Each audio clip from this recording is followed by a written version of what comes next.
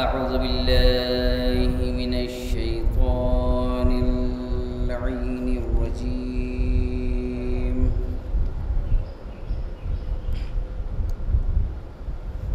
بسم الله الرحمن الرحيم.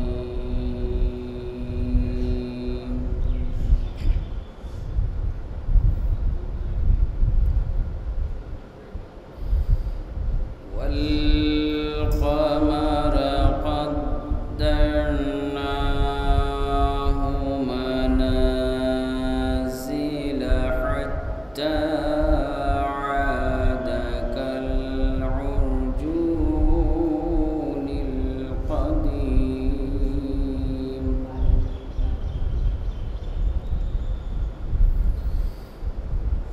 لا الشمس ينبغي لها أن تدرك القمر ولا الليل سابق النهار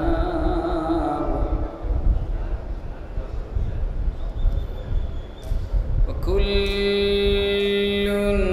في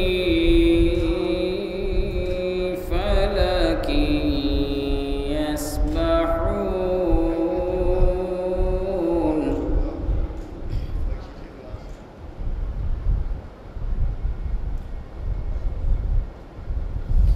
وآية لهم أنا حملنا ذريتهم في الفلك المشحون.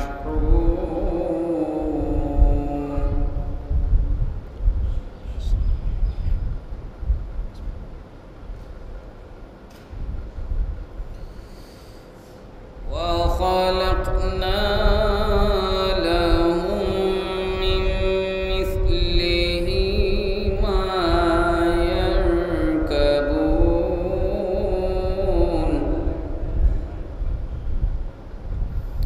وإن نشأ نغرقهم فلا صريخ لهم ولا هم ينقذون.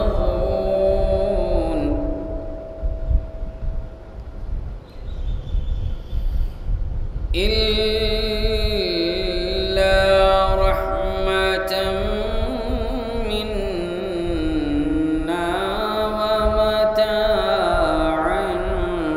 إلى حين.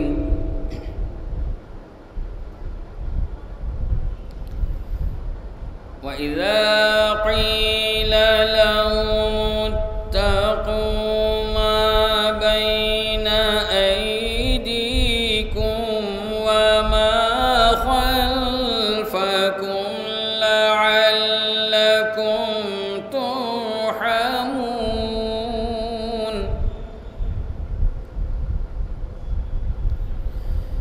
وما تأتيهم من آية من آيات ربهم إلا كانوا عنها معرضين.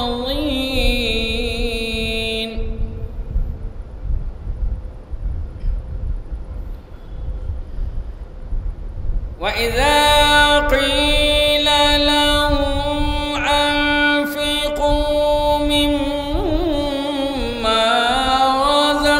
رزقناهم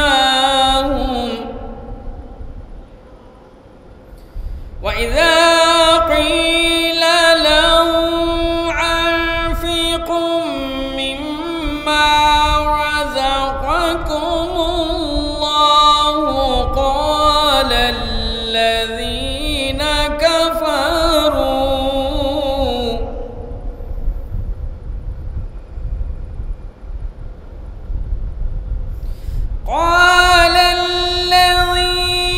كفروا للذين آمنوا ونطعم من لو يشاء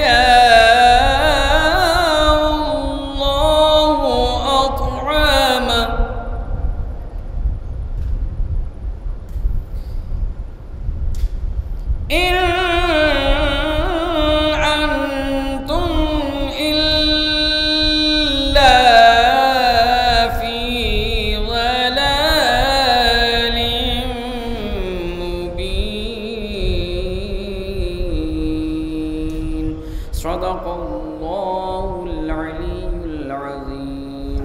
اللهم صل على محمد وآل محمد.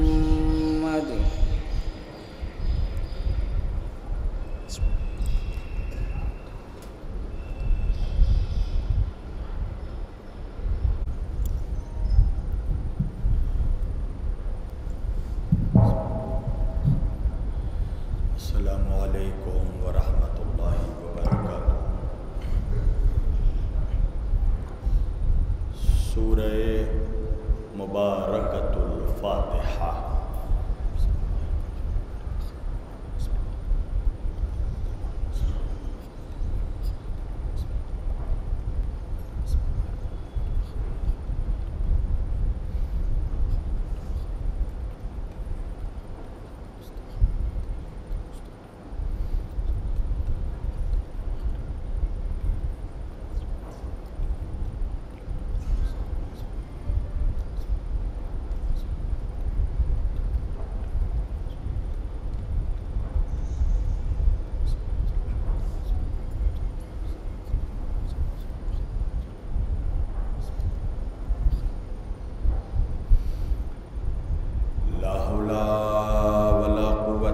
باللہ العلی العظیم۔ اعوذ باللہ السمیع العلیم من الشیطان اللعین الرجیم۔ بسم اللہ الرحمن الرحیم۔ الحمد للہ رب العالمین۔ الحمد للہ الذی جعلنا من المتمسکین بولایت امام المشارق والمغارب، مظہر العجائب والغرائب، شہنشاہ ولایت، سرور ارباب امامت، باب العلم والحکمت، فاتح خیبر و خندق، اسد اللہ الغالب علی کل غالب، امیر المؤمنین، قائد الغر المعجلین، یعصوب الدین، امام المتقین، سید الوصیین، اسد اللہ، عین اللہ، وجہ اللہ، جنب اللہ، اذن اللہ، لسان اللہ، رحمت اللہ، ولی اللہ، مطلوب کل طالب، امام علی ابن ابی طالب۔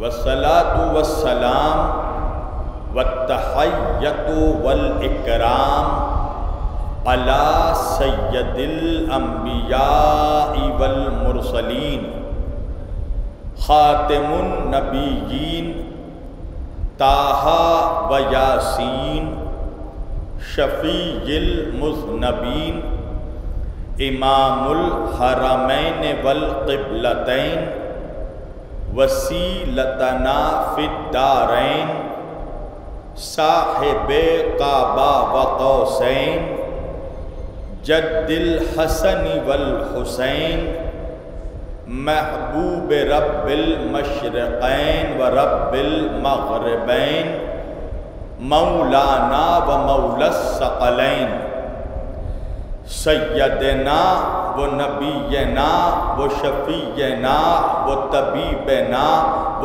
حبیبنا و کریمنا و امامنا و ملجانا و مغیثنا و اولنا و اوسطنا و آخرنا و کلنا، حضور جناب ابو القاسم مصطفیٰ محمد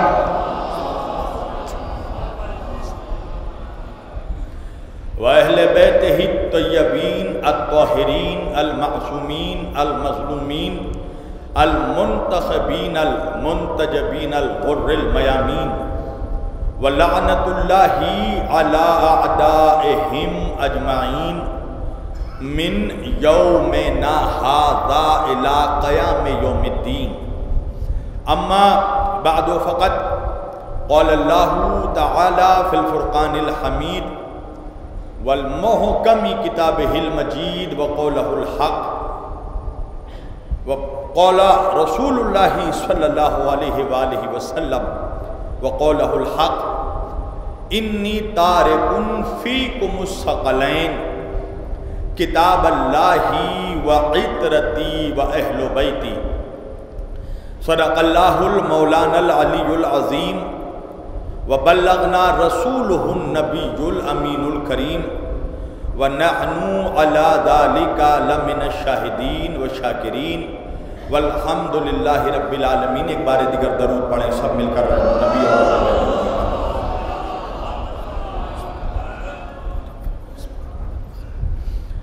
عزیزان گرامی قدر و برادران ملت اسلامیہ، بندگان توحید و عاشقان رسول و اہل بیت رسول، گدایان دربار بطول، مولا آپ سبوں کے جذبہ ایمانی کو زندہ و سلامت رکھے۔ پروردگار آپ سبوں کی حاضری کو فرش اعضا پر قبول فرمائے۔ جو پریشان حال ہیں خدا ان کی پریشانیاں دور فرمائے، جو مشکلوں میں ہیں خدا مولا مشکل کشا کے صدقے میں ان کی مشکل کشائی فرمائے۔ بالخصوص جو حضرات بیمار ہیں، چند لوگوں نے مجھے سفارش کی ہے، ہمارے بہت ہی عزیز ہیں برادر عزیز جناب سید جلال الدین مشہدی صاحب، آپ ان کے صحت کے لیے، اور ہمارے مفتی ہاؤس جونپور کے دانش بھائی ان کے فرزند بھی بیمار ہیں۔ پروردگار جو بھی بیمار ہے میرے مالک تجھے بیمار کربلا کا واسطہ انہیں صحت کاملہ اور شفاء کلیہ عنایت فرما۔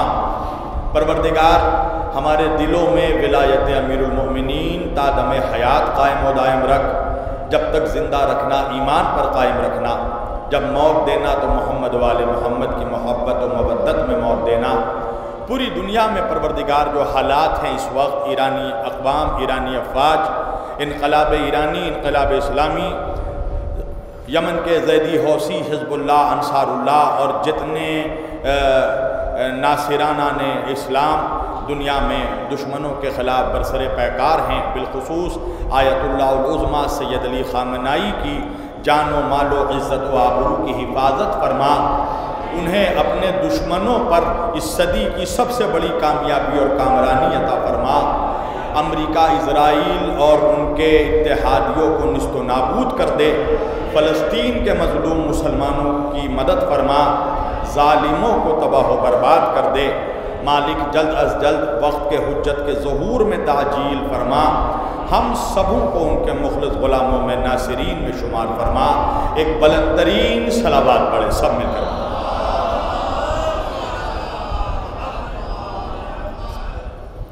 یہ بتائیے آپ تک آواز کلیئر آ رہی ہے؟ آپ لوگوں تک بالکل سمجھ میں آ رہی ہے؟ ایک اور بلند صلوات پڑھیں محمد والے۔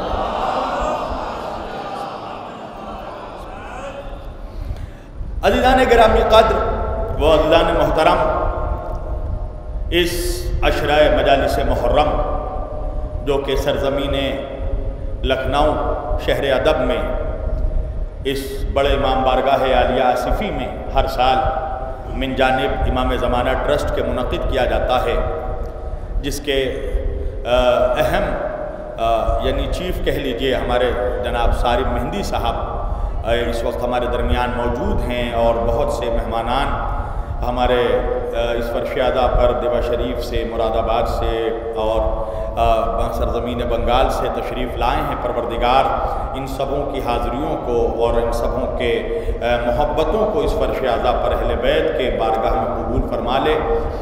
ہم نے جیسے کہ کل موضوع گفتگو کا آغاز کیا تھا کہ ہماری یہ گفتگو مسلسل انشاءاللہ اس عشرہ مجالس میں عطرت اور امت کے عنوان پر ہوگی، اور انشاءاللہ ان 9 روز میں ہم عالم اسلام کے اذہان میں یہ بات پیوست کرنے کی کوشش کریں گے کہ اطرت کس کو کہتے ہیں اور امت کس کو کہتے ہیں، اطرت کون ہے اور امت کون ہے، اور اطرت اور امت کے درمیان امتیاز، یہ امتیازی فرق کیا ہے۔ ہم نے کل آپ کے سامنے حدیث کسا کے حوالے سے اطرت کے موضوع پر ہم نے گفتگو کی تھی اور یہ واضح کرنے کی کوشش کی تھی کہ اطرت کا مقام کیا ہے، اطرت کا مرتبہ کیا ہے، اور ہماری گفتگو جس موڑ پر آ کر رکی تھی کہ جب یہ پانچوں شخصیات، یعنی کہ بیدم یہی تو پانچ ہے مقصود کائنات، خیر النساء حسین و حسن مصطفیٰ علی، جب یہ پانچوں شخصیات ایک چادر میں جمع ہو گئے تو جبریل نے اللہ سے پوچھا یا رب ومن تحت الکسا، اے پروردگار اس چادر کے نیچے کون ہیں؟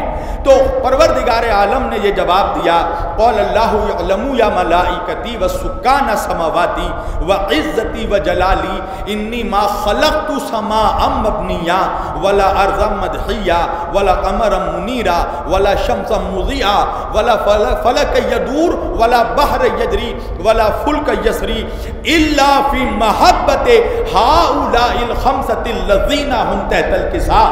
اللہ نے فرمایا کہ مجھے قسم ہے اپنے عزت و جلالت کی کہ میں نے جو آسمانوں کا شامیانہ بچھایا، میں نے جو یہ زمینوں کا بچھونا بچھایا، میں نے جو آسمانوں کو بلندی عطا کی، میں نے جو زمینوں کو پستی عطا کی، میں نے جو ہواؤں کو آوارگی عطا کی، میں نے جو موجوں کو روانی عطا کی، میں نے جو دریاؤں کو طغیانی عطا کی، میں نے جو تاروں کو چمک عطا کیا ہے، میں نے جو پھولوں کو مہک عطا کی، میں نے جو جنت بنائی، کوثر بنایا، زمین بنایا، آسمان بنایا، یہ صرف ان پانچ کے صدقے میں جو چادر کے نیچے موجود ہیں، جو چادر کے اندر موجود ہیں۔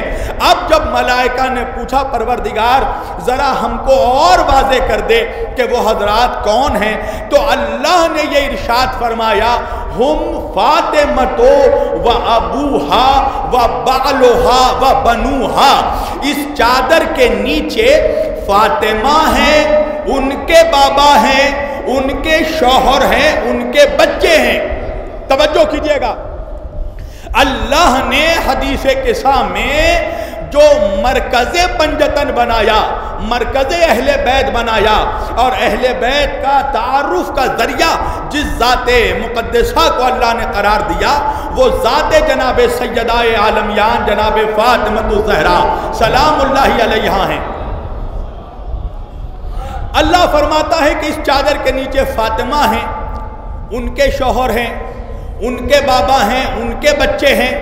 سوال یہ پیدا ہوتا ہے مسلمانوں کہ یہ بتائیے کہ ایسے تو مرکز پنجتن، مرکز اہل بیت اگر کوئی ذات ہے تو وہ ذات رسالت ہے، وہ ذات مصطفیٰ ہے۔ ہم نے مسلمانوں اہل بیت کو مانا ہے تو صرف رسول کی وجہ سے۔ علی کون ہے؟ رسول کا بھائی ہے، نبی کے داماد ہیں۔ سیدہ کون ہے؟ نبی کی بیٹی ہیں۔ حسنین کون ہے؟ نبی کے نواسے ہیں، نبی کے بچے ہیں۔ علی نے نہیں کہا کہ میں مولا ہوں، نبی نے کہا کہ میں جس کا مولا ہوں، علی اس کا مولا ہے۔ حسن و حسین نے نہیں کہا کہ ہم جنت کے سردار ہیں، نبی نے ہمیں بتایا کہ الحسن والحسین سیدہ شباب اہل الجنہ، یہ میرے دونوں نواسے جنت کے نوجوانوں کے سردار ہیں۔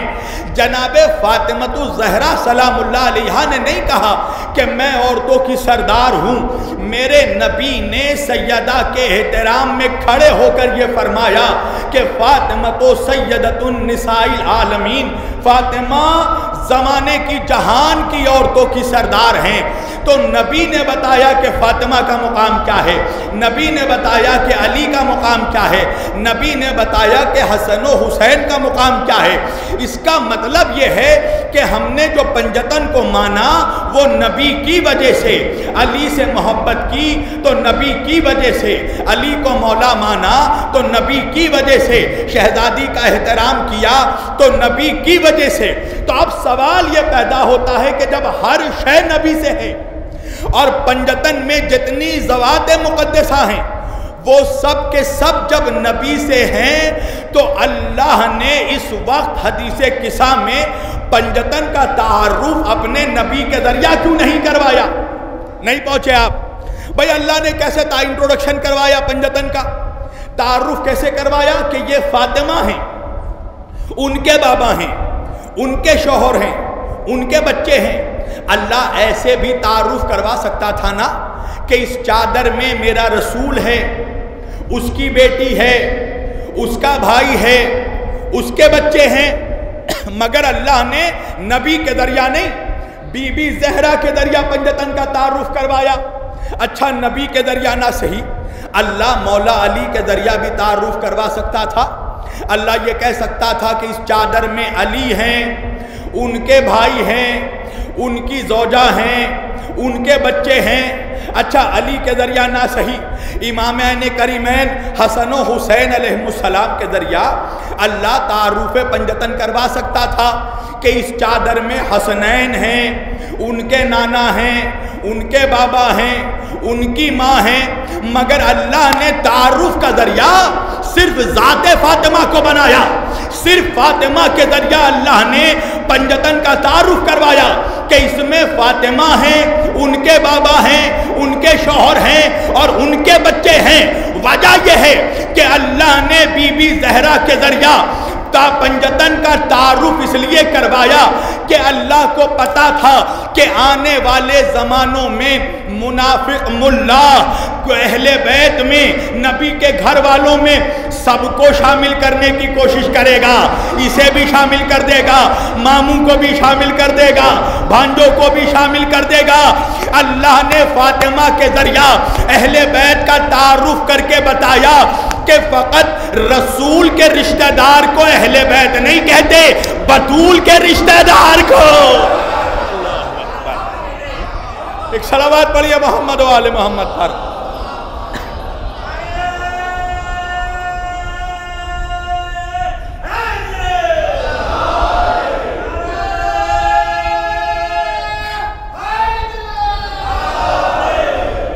اللہ نے بی بی زہرا کے ذریعہ تعارف کروا کر منافق کٹ ملاؤں کے چہروں پر تماچا رسید کیا، جنہیں بڑا شوق ہے اپنے ماموں جان کو اہل بیت میں شامل کر دیں۔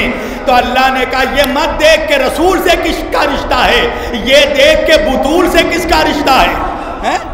اچھا اس کی اور ایک ٹیکنیکل وجہ بھی ہے، میں آپ کو ایک ٹیکنیکل وجہ بھی بتاتا ہوں کہ بھائی کیا ضرورت تھی کہ اللہ نے بی بی زہرا کے ذریعہ اہل بیت کا تعارف کروایا، نبی کے گھر والوں کو پہچنوایا۔ وجہ کیا ہے؟ وجہ یہ ہے کہ دیکھیے رشتے ہوتے ہیں دو طرح کے، ایک رشتہ ہوتا ہے ڈائریکٹ رشتہ، ایک رشتہ ہوتا ہے انڈائریکٹ رشتہ۔ نہیں پہنچے آپ؟ اگر اللہ اپنے رسول کے ذریعہ اہل بیت کو پہچنواتا، اگر رسول کے ذریعہ پہچنواتا تو کچھ رشتے ڈائریکٹ ہوتے اور کچھ رشتے انڈائریکٹ ہوتے۔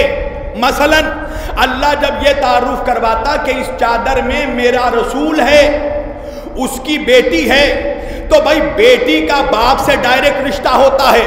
میری طرف دیکھیے گا، بیٹی کا باپ سے ڈائریکٹ رشتہ ہوتا ہے۔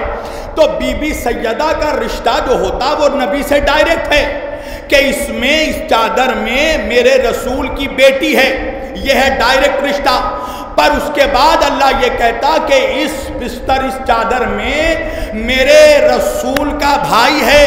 توجہ، اب علی کون ہے؟ رسول کے چچا کا بیٹا۔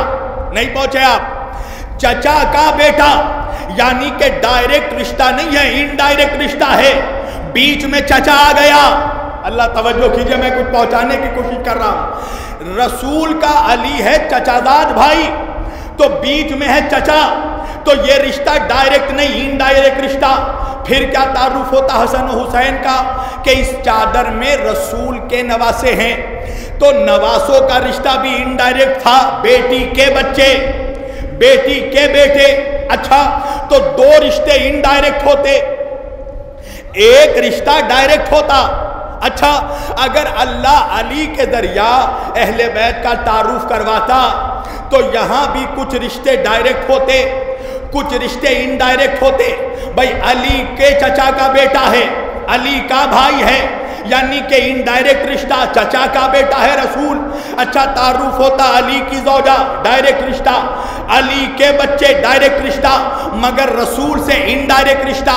اچھا اللہ اگر حسن و حسین کے ذریعہ پنجتن کا تعارف کرواتا کہ اس چادر میں حسن و حسین ہیں، ان کے نانا ہیں، ان کے بابا ہیں، ان کی ماں ہے، تو اگر یہ تعارف ہوتا کہ ان کے نانا ہے تو انڈائریکٹ رشتہ ماں کے بابا، توجہ کیجیے گا، حسن و حسین کے بابا ہیں یہ ڈائریکٹ رشتہ، حسن و حسین کی ماں ہے یہ ڈائریکٹ رشتہ، مگر نانا سے انڈائریکٹ رشتہ۔ تو پنجتن میں اگر کسی بھی ذات سے پنجتن کا تعارف ہوتا تو کچھ رشتے ڈائریکٹ ہوتے، کچھ رشتے انڈائریکٹ ہوتے، مگر پنجتن میں واحد وہ ذات ہے فاطمہ کہ جس سے سب کا ڈائریکٹ رشتہ۔ ہائے ہائے ہائے، ایک صلوات پڑھیے محمد و آل محمد پر۔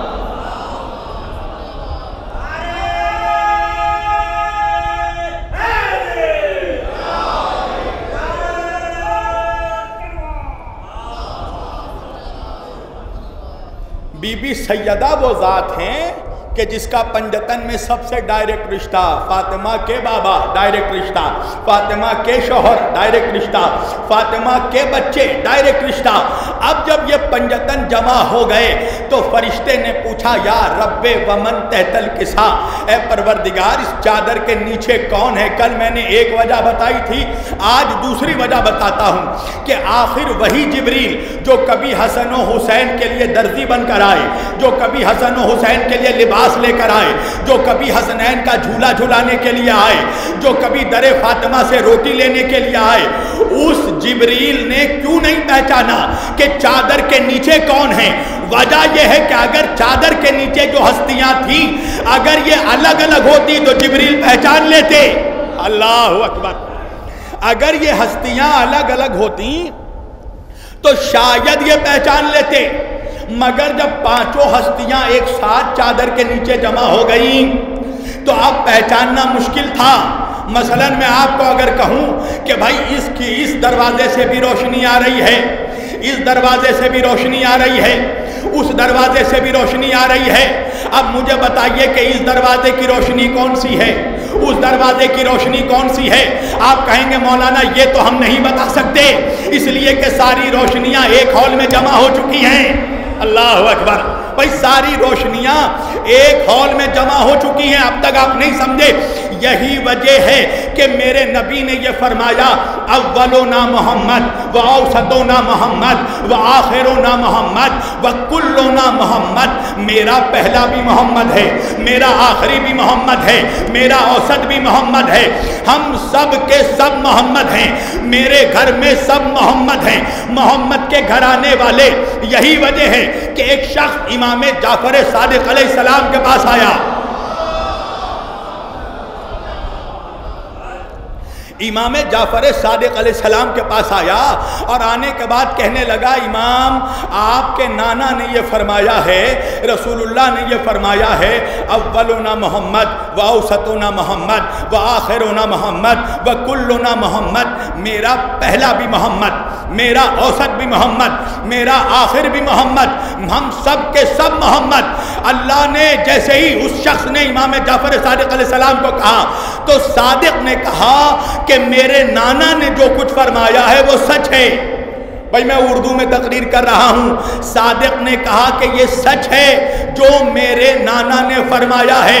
اب وہ شخص کہنے لگا امام یہ تو ہم بھی مانتے ہیں کہ آپ سبوں کا کردار ایک جیسا، آپ کے گھرانے میں آپ اہل بیت میں سب کا کردار ایک جیسا، سب کا علم ایک جیسا، سب کی شجاعت ایک جیسی، سب کا تقوی ایک جیسا، سب کا حلم ایک جیسا، سب کی فصاحت ایک جیسی، سب کی بلاغت ایک جیسی، سب کا نور ایک جیسا، سب کی خلقت ایک جیسی، سب کا انداز گفتگو ایک جیسا، سب کا انداز تکلم ایک جیسا۔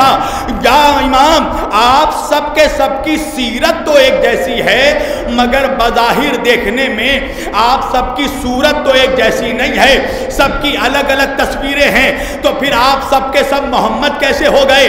امام جعفر صادق علیہ السلام نے مسکرا کر کہا یہ بتا کہ صرف غسل کر کے آیا ہے یا وضو کر کے بھی آیا ہے؟ توجہ، اب آنے والا کہنے لگا امام میں باوضو ہوں، وضو کر کے آیا ہوں۔ امام نے کہا دیکھ یہ قرآن رکھا ہے، جا رحل سے قرآن لے کر آ۔ اب وہ رحل سے قرآن لے کر آیا۔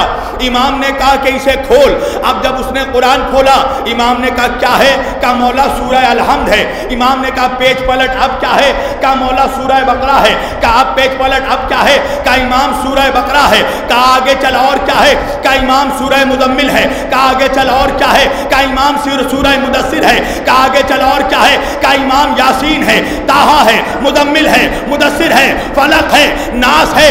الحمد سے لے کر والناس تک 14 سوروں کے نام امام نے اس سے گنوا دیے اور اس کے بعد کہا اب کتاب بند کر۔ اب جب اس نے کتاب بند کیا امام نے کہا بتا اب کیا ہے؟ کہا امام اب تو یہ قرآن ہے۔ اللہ اکبر، مولا اب تو یہ قرآن ہے۔ امام نے کہا بھائی عجیب شخص ہے، کبھی الحمد کہتا ہے، کبھی یاسین کہتا ہے، کبھی بقرہ کہتا ہے، کبھی مزمل کہتا ہے، کبھی آل عمران کہتا ہے، کبھی والناس کہتا ہے، کبھی قرآن کہتا ہے۔ اس نے کہا امام وجہ یہ ہے کہ جب تک ان کو الگ الگ کر کے دیکھا، کوئی الحمد نظر آیا، کوئی یاسین نظر آیا، کوئی مزمل نظر آیا، کوئی مدثر نظر آیا، مگر جب سب ایک جگہ جمع ہو گئے تو سب کے سب قرآن نظر آئے۔ امام نے کہا اسی طرح ہمیں الگ الگ کر کے دیکھے گا، کوئی علی نظر آئے گا، کوئی حسن نظر آئے گا، کوئی حسین نظر آئے گا، مگر ہم سب جب ایک جگہ جمع ہوں گے تو سب محمد نظر آئیں گے۔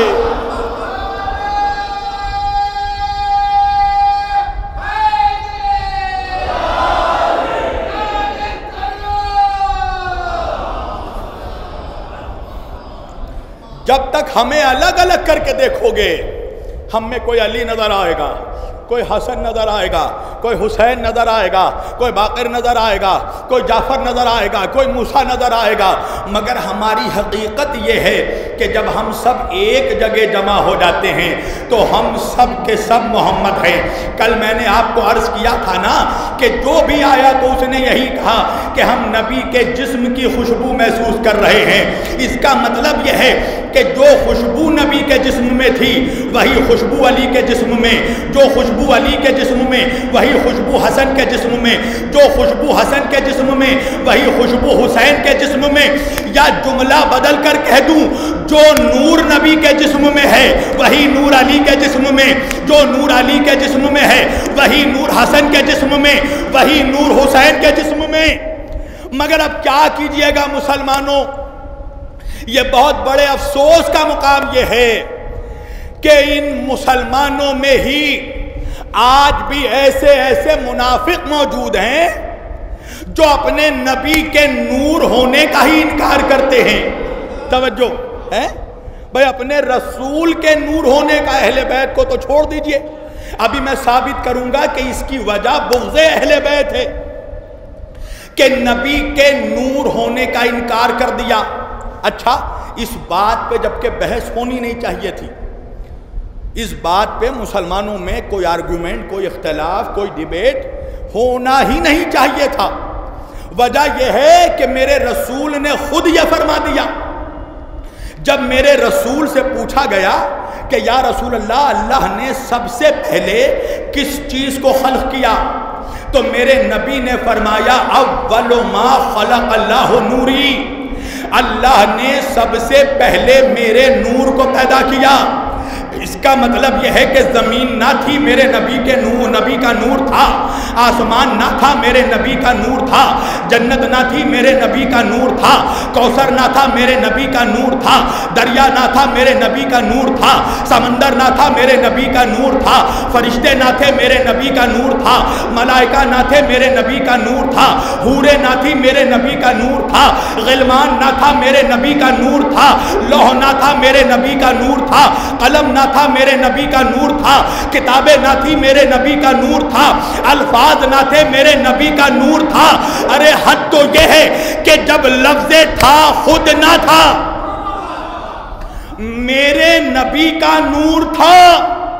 تو بھائی جب نبی نے خود فرما دیا کہ اللہ نے سب سے پہلے میرے نور کو پیدا کیا، تو میں سوچتا تھا سارم بھائی کہ آخر وہ کون سے منحوس مسلمان ہیں اور کیسے منحوس ملا ہیں جو اپنے نبی کے نور ہونے کا ہی انکار کرتے ہیں. بھئی یہ تو مسلمانوں کے لیے فخر کا مقام ہے نا. امت مصطفیٰ کے لیے, ہم مسلمانوں کے لیے یہ تو فخر کا مقام ہے کہ اللہ نے ہمارے رسول کو نور سے پیدا کیا. تمام انبیاء میں ہمارا نبی وہ نبی ہے کہ جس کو اللہ نے نور سے خلق کیا.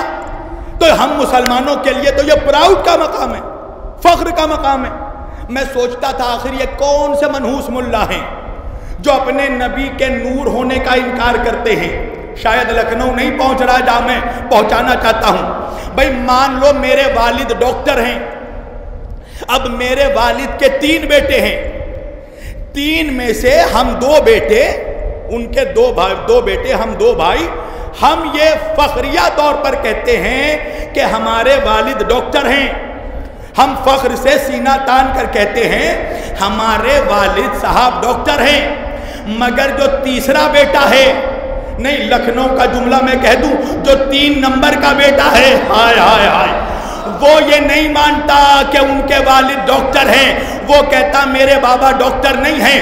تو بھائی لکھنؤ کے نوجوان کہیں گے نا کتنا حرام خور بیٹا ہے, اپنے والد کو ڈاکٹر ماننے سے انکار کر رہا ہے.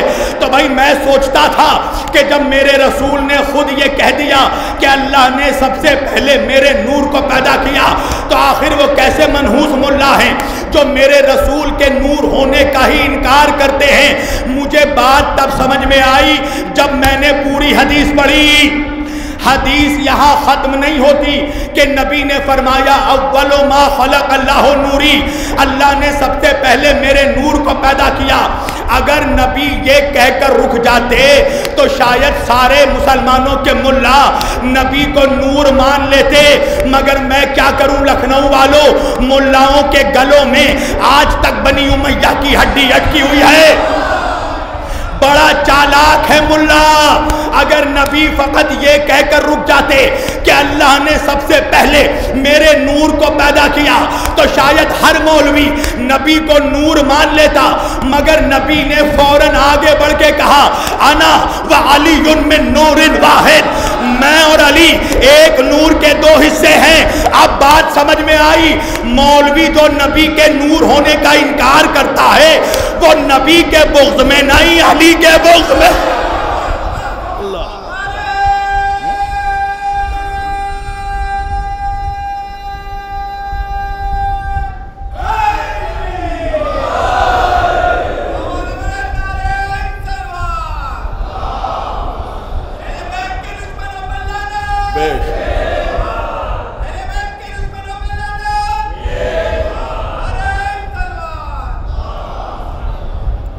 مولوی جو نبی کے نور ہونے کا انکار کرتا ہے اس کی وجہ یہ ہے کہ یہ بغض نبی نہیں, یہ بغض علی ہے.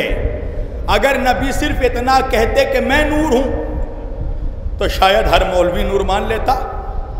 یا پھر یہ جن کو مانتے ہیں, جن کو یہ مانتے ہیں, اگر ان جمن لڈن کلن کو اگر نبی نور کہہ دیتے تو شاید مولوی مان لیتا. مگر نبی نے بھی ایک ہی پالیسی میکنگ جملہ نبی نے کہا میں اور علی ایک نور کے 2 حصے. تو اب مولوی پھنس گیا نا کہ اگر نبی کو نور مانا تو علی کو بھی نور ماننا پڑے گا, ہے اس لیے کہ نبی نے کہہ دیا. اچھا میں آج سے تقریباً 7-8 سال پہلے ایک جھارکھنڈ میں ایک علاقہ ہے ڈالٹن گنج, اس کے نزدیک میری تقریر ہو رہی تھی اسی نور کے موضوع پر, نور کے عنوان پر. اور میں نے یہی حدیث پڑھی کہ نبی نے یہ فرمایا کہ انا و علی من نور واحد, میں اور علی ایک نور کے 2 حصے ہیں. اب جب میں نے تقریر ختم کر دی, دعا بھی ہو گئی, تو وہاں کے مسجد کے جو لوکل امام صاحب تھے, مولوی صاحب تھے, اللہ جانے ان کو کیا چبھن ہوئی اور ان کو کون سا پیٹ میں مروڑ پیدا ہوا کہ وہ اسٹیج میں آ گئے. اور آنے کے بعد انہوں نے مائک لے کر کہا کہ ابھی مولانا صاحب نے, شبیر وارسی صاحب نے جو حدیث جو روایت بیان کی ہے اس کی ایک کو دلیل نہیں ہے. تو جھارکھنڈی لہجے میں انہوں نے کہا اس کی ایک کو دلیل نہیں ہے. تو دیکھیے یا تو ان کی قسمت خراب تھی کہ میں اسٹیج سے اترا نہیں تھا, یا میرے مولا کو مجھ سے جواب دلوانا تھا؟ میں نے فوراً مائک لیا، میں نے کہا مولوی صاحب ایک چھوڑ دو، اگر 7 دلیل ابھی نہ دی تو مولویت چھوڑ دوں گا۔ توجہ، میں نے کہا امام اہل سنت کے 4 بڑے فقہ کے امام ائمہ 4، اس میں سے ایک بہت بڑا نام ہے امام احمد بن حنبل۔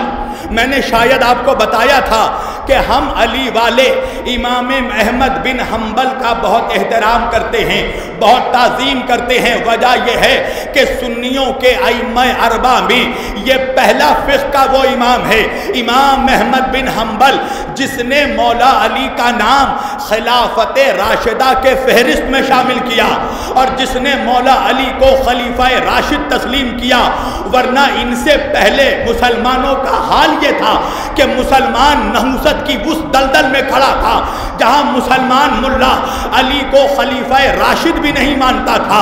یہ امام احمد بن حنبل وہ پہلا سنیوں کا امام ہے جس نے مولا علی کو خلیفہ راشد تسلیم کیا، علی کا نام خلافت راشدہ کے فہرست میں شامل کیا۔ اور دوسری جو وجہ ہے، ہم امام احمد بن حنبل کی تعظیم اس لیے کرتے ہیں کہ یہ سنیوں کا پہلا وہ امام ہے جس نے یزید کو کافر ڈکلیئر کہا۔ اللہ اکبر، جس نے ڈکلیئر یزید کو کافر کہا اور خود بھی یزید پر لعنت کی اور دوسروں کو لعنت کرنے کا حکم بھی دیا۔ تو سننا، امام احمد بن حنبل سے لے کر امام طبرانی صاحب معجم الاوسط، صاحب معجم الکبیر، اور امام طبرانی سے لے کر امام حاکم نیشاپوری صاحب المستدرک علی الصحیحین، اور امام حاکم نیشاپوری سے لے کر امام جوینی تک، امام جوینی سے لے کر امام خوارزمی تک، امام خوارزمی سے لے کر سید علی حمدانی تک، سید علی حمدانی سے لے کر شیخ سلیمان حنفی قندوزی تک، شیخ سلیمان حنفی قندوزی سے لے کر ملا صالح کشفی السنی الحنفی الترمذی تک، اور ملا صالح کشفی سے لے کر عبید اللہ امرتسری تک، سب نے اپنی مستند کتاب میں اس حدیث کو لکھا ہے کہ نبی نے فرمایا کہ میں اور علی ایک نور کے 2 حصے ہیں۔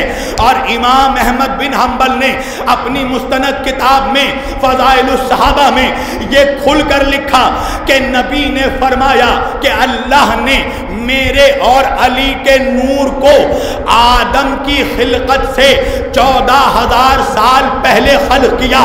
آدم کے پیدا ہونے سے 14,000 سال پہلے اللہ نے میرے اور علی کے نور کو خلق کیا۔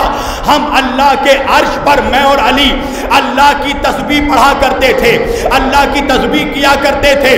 اب یہ پڑھنے کے بعد میں نے مولوی کا چہرہ دیکھا، میں نے کہا یہ بتا تیری عمر کیا ہے؟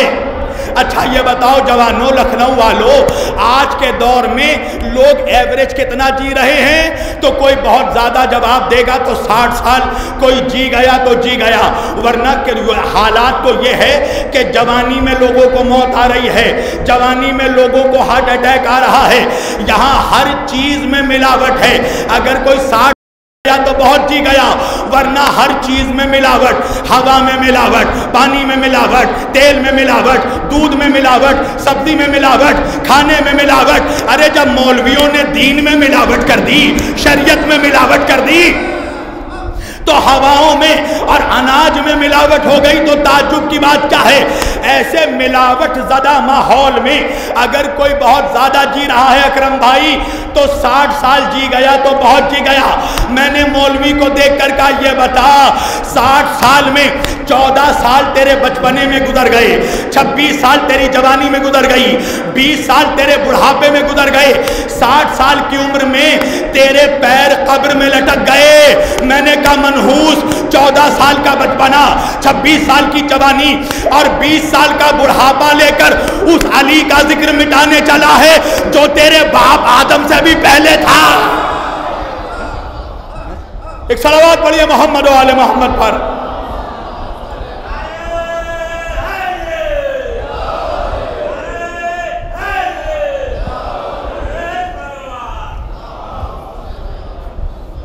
اس کا ذکر مٹانے چلا ہے جو تیرے باپ آدم سے بھی پہلے تھا۔ میرے بہت سے سنی بھائی یہاں آئے ہیں، بہت سے صوفی مولائی بھائی آئے ہیں، ان کے لیے بھی میں کہنا چاہتا ہوں، جب ان کی خانقاہوں سے، جب ولیوں کے درگاہوں سے یہ نعرہ لگتا ہے دمادم مست قلندر علی کا پہلا نمبر، تو مولوی کے پیٹ میں بڑا مروڑ شروع ہو جاتا ہے۔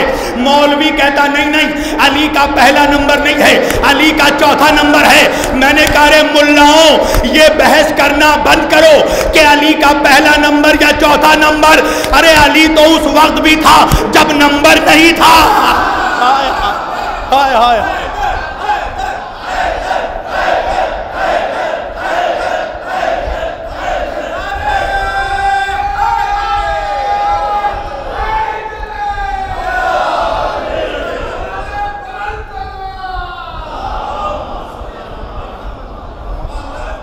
علی اس وقت بھی تھا جب نمبر نہیں تھا، جب نمبر کا وجود نہیں تھا۔ توجہ، جب الفاظ نہیں تھے، جب لٹریچر نہیں تھا، جب حروف نہیں تھا۔ حضرت عبداللہ ابن عباس رضی اللہ تعالی عنہ مولا علی سے ایک رات پوچھنے گئے، یا علی مجھے قرآن کی تفسیر بتائیے۔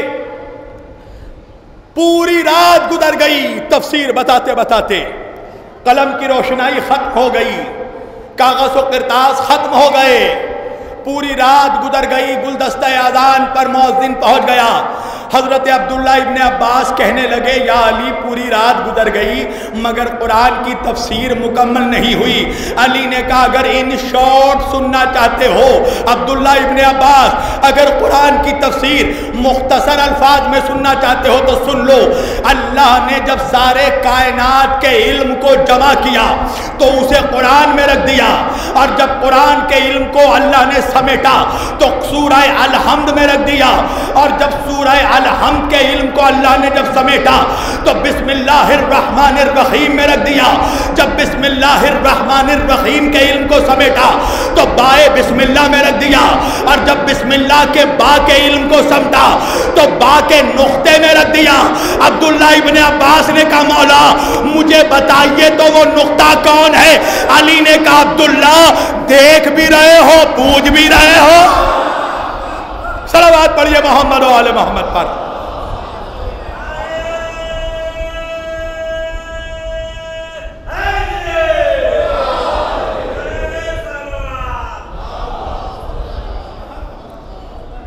دیکھ بھی رہے ہو پوچھ بھی رہے ہو، انا نقطۃ تحت اللتیبہ، میں اس بائے بسم اللہ کا نقطہ ہوں۔ کوئی بھی حرف ہو، عدد ہو، چاہے نیورولوجی کا علم ہو، چاہے حروف کا علم ہو، تب تک کوئی حرف یا عدد وجود میں نہیں آتا جب تک کرتاس میں نقطہ موجود نہ ہو۔ توجہ، آپ کرتاس میں جب قلم رکھتے ہیں، جب نو کے قلم رکھتے ہیں تو کاغذ میں سب سے پہلے نقطہ بنتا ہے۔ اب مرضی آپ کی ہے، چاہے اس نقطے سے الف بنا لے یا ایک بنا لے۔ تو بغیر علی کے تو علم کا وجود نہیں ہے۔ اب سمجھ میں آیا کہ مسلمانوں کی اکثریت جاہل کیوں ہیں؟ اس لیے کہ علی کو چھوڑ دیا۔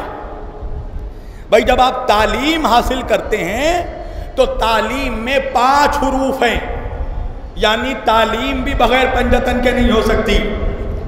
تا، عین، لام، یا، میم، 5 حروف ہیں تعلیم میں۔ اب تعلیم میں شروع کے تا کو نکال دو، آخر کے میم کو نکال دو، تو بیچ میں رہ جاتا ہے عین، لام، یا، علی۔ نہیں پہنچے آپ؟ اس کا مطلب یہ ہے مولوی کہ اگر تعلیم سے علی کو نکال دو گے تو خالی تم رہ جاؤ گے، علم نہیں رہے گا۔ صلوات پڑھے محمد و آل محمد پر۔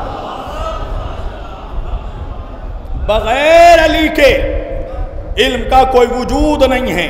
توجہ عزیزان گرامی، یہی وجہ ہے کہ علی نے کہا نا نقطۃ تحت اللتیبہ، میں اس با کے نیچے کا نقطہ ہوں۔ اور میرے نبی نے فرمایا انا مدینۃ العلم وعلی بابھا، میں علم کا شہر ہوں، علی دروازہ ہے۔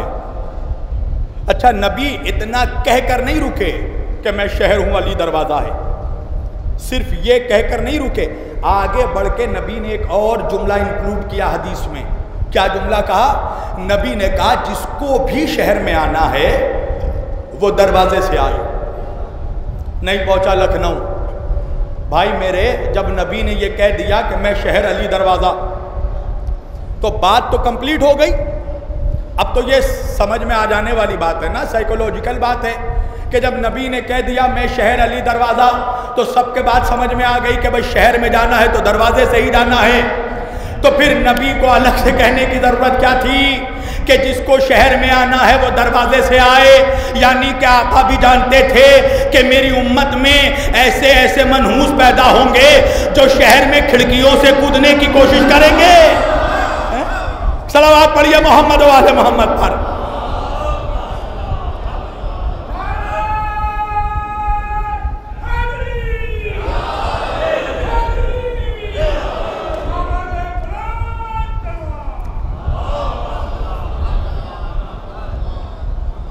اس لیے نبی نے صاف کر دیا کہ میرے شہر میں کوئی کھڑکی نہیں ہے، میرے شہر کا یہی دروازہ ہے۔ اچھا 1400 سال سے یہی حدیث چلی آ رہی تھی، کتب ستہ میں بھی اور تمام اہل سنت کے کتابوں میں یہی حدیث موجود تھی کہ میں شہر علی دروازہ، مگر 100 سال میں یہ جھول کیا گیا مسلمانوں کے دماغوں کو کنفیوز کرنے کے لیے کہ ایک کو چھت بنا دیا، ایک کو دیوار بنا دی، کسی کو کھڑکی بنا دی، یزید کے ابا کو تالا بنا دیا، اب صرف یزید کو چابی بنانا باقی تھا۔ میں نے کہا منحوس تجھے صحیح سے لکھنؤ کی اردو نہیں آئی ہے، چلا ہے عرب کی عربی سمجھنے۔ اگر نبی یہ کہتے انا بیت العلم، میں علم کا گھر ہوں، تو بھائی شبیر وارسی بھی مان لیتا کہ بھائی جب گھر ہے تو کوئی دیوار بھی ہوگی، کوئی چھت بھی ہوگا، کوئی کھڑکی بھی ہوگی۔ نبی نے سارے دروازے بند کر دیے یہ کہہ کر، نبی نے کہا میں شہر ہوں، علی دروازہ ہے۔ ارے مولوی شہر کی دیواریں نہیں، شہر کا فقط دروازہ ہوتا ہے۔ صلوات پڑھیے محمد و آل محمد پر۔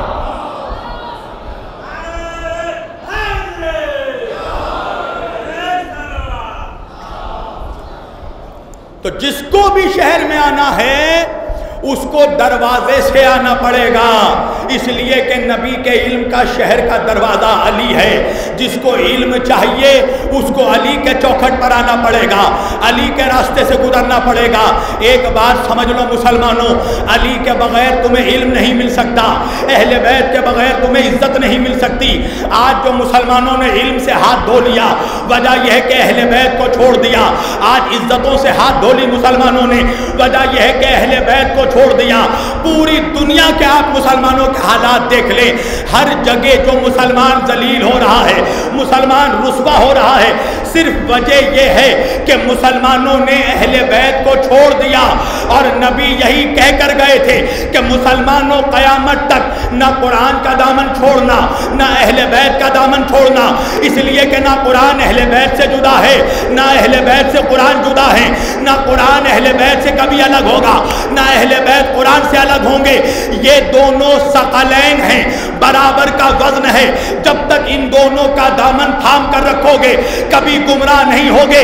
ایک مقام پر نبی نے فرمایا العلی مع القرآن والقرآن مع علی، علی قرآن کے ساتھ ہے، قرآن علی کے ساتھ ہے۔ کیا مطلب؟ نبی نے ہمیں بتا دیا کہ جو قرآن کا مرتبہ ہے وہی علی کا مرتبہ ہے، جو قرآن کی شان ہے وہی علی کی شان ہے، جو قرآن کی فضیلت ہے وہی علی کی فضیلت ہے، جو قرآن کی عظمت ہے وہی علی کی عظمت ہے۔ بھائی قرآن جتنا پاک علی بھی اتنا پاک، قرآن جتنا طیب علی بھی اتنا طیب، قرآن جتنا طاہر علی بھی اتنا طاہر، قرآن جتنا نوری علی بھی اتنا نوری، قرآن جتنا نجیب علی بھی اتنا نجیب۔ جو قرآن کی شان وہی علی کی شان، جو قرآن کا مقام وہی علی کا مقام۔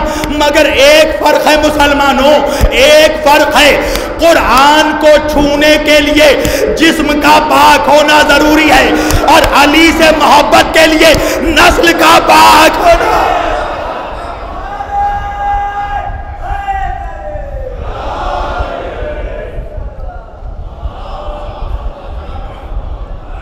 قرآن کو ٹچ کرنے کے لیے، قرآن کو چھونے کے لیے بدن کا پاک ہونا ضروری ہے، جسم کی طہارت کی ضرورت ہے، اور علی سے محبت کے لیے خون کی طہارت کی ضرورت ہے، نسل کی طہارت کی ضرورت ہے، ماں کا شریف ہونا ضروری ہے علی سے محبت کے لیے۔ اگر ماں شریف ہوگی تو بیٹا علی کا چاہنے والا ہوگا۔ اسی لیے امام جعفر صادق علیہ السلام نے فرمایا، جب تم لوگ میرے جد اور ہم اہل بیت کا ذکر سنو، امام فرماتے ہیں جب تم لوگ میرے جد مولا علی کا ذکر سنو اور تمہارے چہرے کھل کر گلاب ہو جائیں، تمہارے چہروں پر مسکراہٹ آ جائے، تو ہاتھ اٹھا کر اپنی ماں کے حق میں دعا کرنا کہ اللہ تمہارے ماں نے امانت میں خیانت نہیں کی ہے، تب اللہ نے تمہارے دلوں میں علی کی ولایت ڈالی ہے۔ تو علی علی کرنے سے پتہ چل جاتا ہے کہ شریف ماں کی اولادیں بیٹھی ہیں، اس لیے کہ بدچلن ماؤں کی اولادیں علی علی نہیں کرتی۔ صلوات پڑھیے محمد و آل محمد پر۔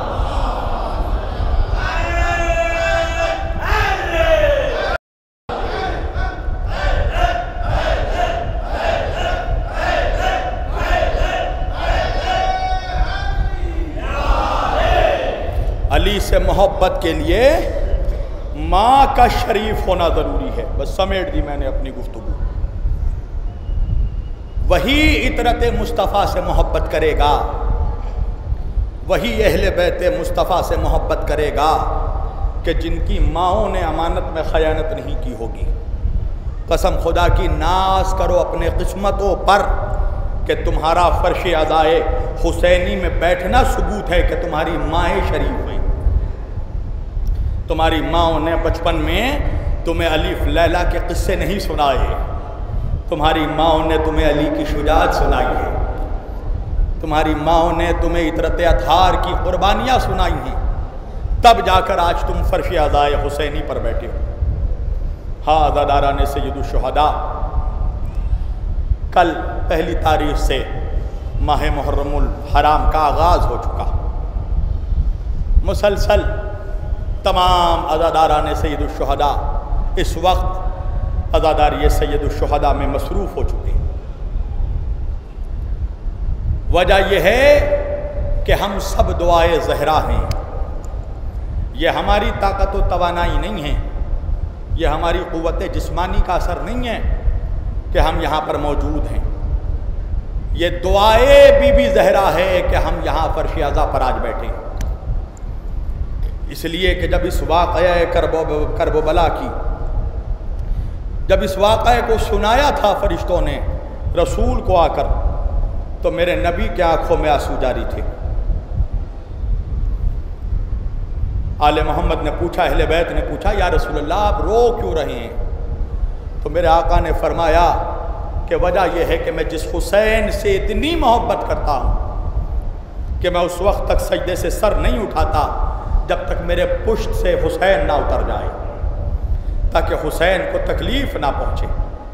مگر ہاں سن 61 ہجری کے محرم الحرام میں روز عاشور میرے حسین کو میری امت بھوکا و پیاسا قتل کر دے گی، میرے حسین کو ذبح کر دیا جائے گا۔ جناب سیدہ نے پوچھا، بابا جب میرے حسین کو قتل کیا جائے گا بابا تو کیا کربلا میں آپ ہوں گے؟ رسول نے کہا نہیں، میں نہیں رہوں گا۔ کہا بابا آپ نہیں ہوں گے تو کیا کربلا میں علی ہوں گے؟ اللہ کے رسول نے فرمایا نہیں زہرا، کربلا میں علی بھی نہیں ہوں گے۔ شہزادی نے تڑپ کر پوچھا، بابا کیا میں رہوں گی؟ کہا شہزادی میری بذات ذات تو تم بھی موجود نہیں رہوگی کربلا میں، ظاہراً تم بھی نہیں ہوگی۔ کہا بابا کیا میرا بڑا بیٹا حسن ہوگا؟ کہا نہیں، کربلا میں حسن بھی نہیں ہوگا۔ ایک مرتبہ تڑپ کر پوچھا، بابا میرے لال پر روئے گا کون؟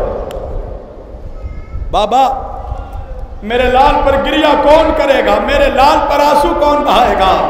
اللہ کے رسول نے فرمایا، فاطمہ خدا ایک ایسی قوم کو پیدا کرے گا جس کے بچے تیرے بچوں پر روئیں گے، جس کے جوان تیرے جوانوں کا ماتم کریں گے، جس کی عورتیں تیری عورتوں پر روئیں گی۔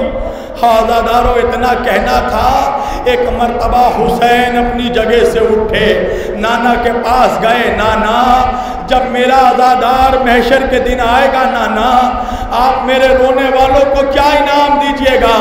اللہ کے رسول نے فرمایا حسین میں شافع محشر ہوں، تیرے عزاداروں کی شفاعت کروں گا۔ حسین اٹھے، بابا کے پاس گئے، بابا جب میرا رونے والا قیامت کے دن آئے گا آپ میرے رونے والوں کو کیا انعام دیجئے گا؟ علی نے فرمایا میرے لال جب قیامت کے دن سب پیاسے ہوں گے میں تیرے رونے والوں کو جام کوثر سے سیراب کروں گا۔ حسین اٹھے، بھیا کے پاس گئے، بھیا حسن آپ میرے عزاداروں کو کیا انعام دیں گے؟ مولا حسن نے فرمایا میرے بھیا جب تیرا عزادار محشر میں آئے گا تو میں ان کا جنت میں استقبال کروں گا۔ عزاداروں سنو گے، اب جو حسین اٹھے نہ نانا کے پاس گئے، نہ بھیا کے پاس گئے، نہ بابا کے پاس گئے، ماں کے گود سے لپٹ گئے، اماں آپ میرے رونے والوں کو کیا انعام دیں گی؟ ارے سیدہ نے کہا حسین میں قیامت کے دن دروازے جنت پر اس وقت تک بیٹھی رہوں گی جب تک تیرا ایک ایک عزادہ۔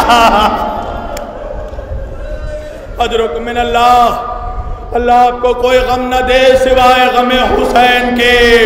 ہاں عزادارو آج 2 محرم کی تاریخ آ گئی نا، ارے آج وہ تاریخ ہے جب حور نے میرے مولا کا راستہ روک دیا۔ ہاں عزادارو جب 2 محرم کو یہی حور آیا نا تو ایک مرتبہ حسین نے دیکھا حور کے لشکری پیاسے ہیں، حکم دیا بیٹا اکبر یہ پیاسے ہیں ذرا ان کو پانی پلاؤ۔ عزادارو ایک مرتبہ حسین نے عباس و اکبر کو پھر قریب بلایا، کہا میرے شہزادوں ارے فقط ان کو نہیں ان کے جانور بھی پیاسے ہیں، ان کے گھوڑوں کو ناکوں کو بھی پانی پلاؤ۔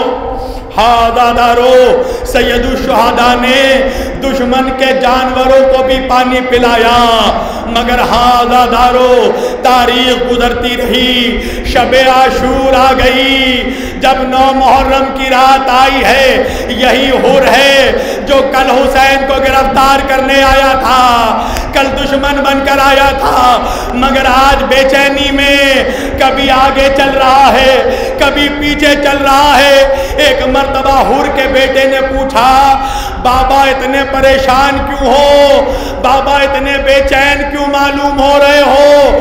حور نے کہا بیٹا میں ایک ایسے موڑ پر کھڑا ہوں، ایک راستہ جنت کو جاتا ہے، ایک راستہ جہنم کو جاتا ہے، ایک راستہ جہاں پر تخت ہے، تاج ہے، سپاہی ہے، فوج ہے، ایک ایسا راستہ ہے جہاں قربانی ہے، شہادت ہے۔ بابا ذرا مجھے کھل کر بتاؤ۔ حور نے کہا ایک جہنم کا راستہ ہے جہاں یزید کھڑا ہے، ایک جنت کا راستہ ہے جہاں نبی کا نواسا۔ اجرکم من اللہ۔ عزادارو اتنا سننا تھا، بیٹا کہنے لگا بابا بابا یہ بے وقوفی ہوگی کہ ہم نبی کے نواسے کو چھوڑ کر یزید کے لشکر میں رہے۔ ایک مرتبہ حور کہنے لگا بیٹا میں نے تو فیصلہ کر لیا تھا، میں تیرا امتحان لے رہا تھا، کہا بابا چلو مجھے بھی لے چلو، میں بھی مولا حسین کے پاس جاؤں گا۔ ایک مرتبہ بیٹا کہنے لگا بابا مگر اتنا بتا دو کیا مولا حسین ہماری خطا معاف کریں گے؟ حور نے کہا میرے لال وہ کریم نانا کا کریم نواسا ہے، وہ کریم بابا کا کریم بیٹا ہے، مجھے یقین ہے حسین ہماری خطا بخش دیں گے۔ ہاں عزادارو جب یہ کہا ایک مرتبہ حور کا بھائی بھی آیا، حور کے سفر میں شریک ہو گیا۔ ایک مرتبہ بیٹا کہنے لگا بابا جب فیصلہ کر لیا ہے تو چلیے مولا کے لشکر میں، چلیے امام کے پاس۔ حور نے کہا نہیں میرے لال رات کے اندھیرے میں نہیں جاؤں گا، ورنہ یزید کے سپاہی کہیں گے حر رات کے وقت چھپ کر بھاگ گیا، میرے لال میں رات کو نہیں جاؤں گا، اذان صبح کے بعد اجالے میں حسین کے پاس جاؤں گا۔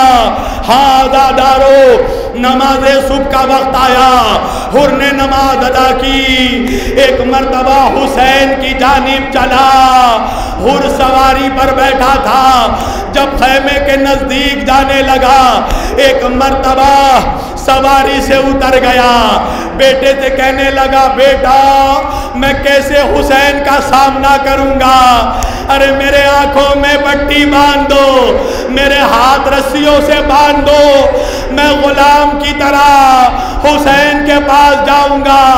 ہاں عزادارو، بیٹے نے باپ کے آنکھوں میں رومال باندھا، ابھی حر کچھ دور چلے تھے، بیٹے نے ایک مرتبہ تکبیر کی آواز بلند کی، اللہ اکبر۔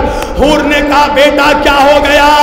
کہا بابا عباس علمدار ہمارے استقبال کو آ رہے، اجرکم من اللہ۔ حاضرارو، حر کچھ دور اور آگے بڑھا، ایک مرتبہ بیٹے نے پھر تکبیر کی آواز بلند کی، کہنے لگا اللہ اکبر۔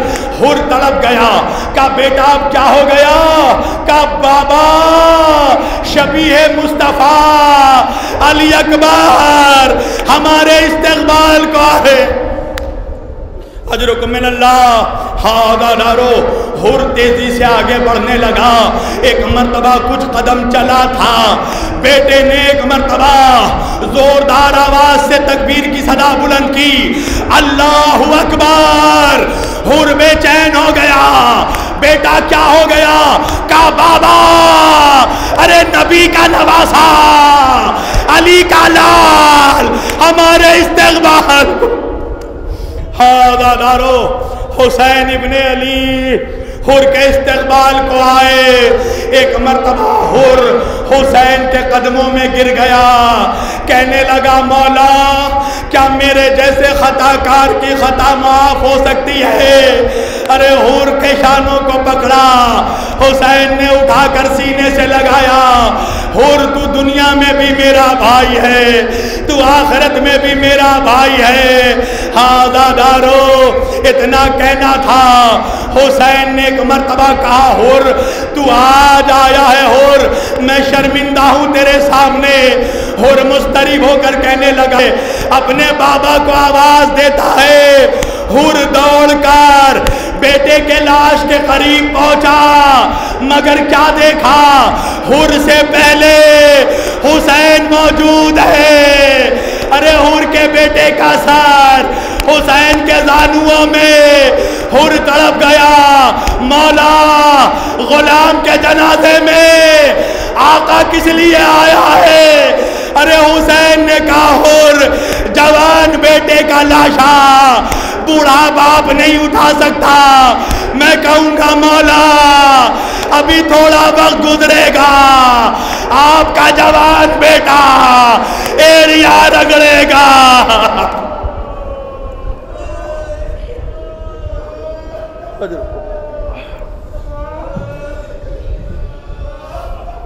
الا لعنت اللہ علی قوم الظالم وسيعلم الذين ظلموا أي منقلبين ينقلبون.